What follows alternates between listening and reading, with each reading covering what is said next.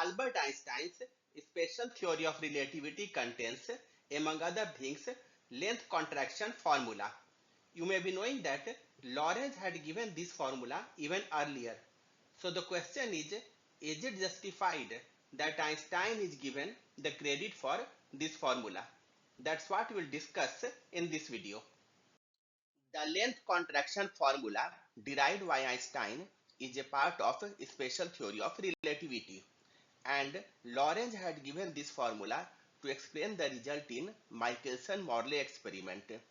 Lorentz had derived the formula even before Einstein did. So the question is, why is Einstein given the credit? As you will see, Einstein rightly deserves the credit because the two formulas look identical, but they are not.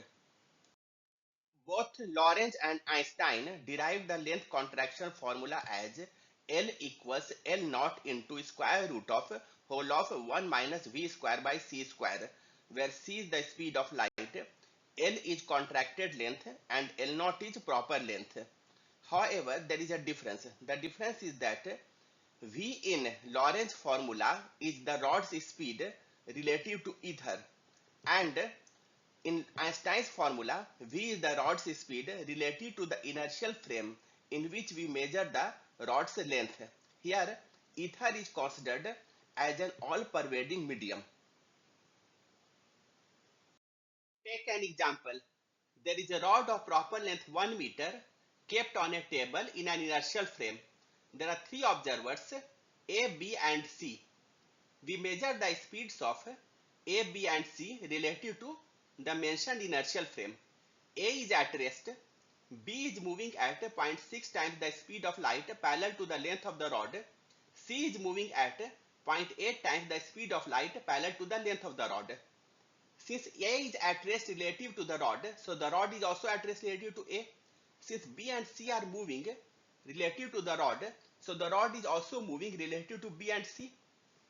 Therefore, according to Einstein's special theory of relativity, the length of the rod as measured by observer A is 1 meter, which is the proper length of the rod, by observer B is, as you can calculate using length contraction formula, 0.8 meter, and by observer C is 0.6 meter. So the same rod has different lengths for different observers. Take another example. There is a rod of proper length 1 meter. We consider three scenarios A, B and C. Scenario A, the rod is at rest relative to ether. Scenario B, the rod is moving at 0.6 C along its length relative to ether. Scenario C, the rod is moving at 0.8 C along its length relative to ether. According to Lorentz, the length of the rod in scenario A is 1 meter for all observers. In scenario B is 0.8 meter for all observers, and in scenario C it is 0.6 meter for all observers. So you can see that according to Lorentz, the length of a rod depends on its speed relative to ether and not relative to any inertial frame from which we want to measure its length. To summarize, according to Lorentz, ether is the preferred frame of reference. The length of a rod depends on its motion relative to ether, and a rod has the same length for all observers. If a rod is at rest relative to ether, then all observers will measure its length as its proper length, and if a rod is moving relative to ether, then all the observers will measure the same contracted length.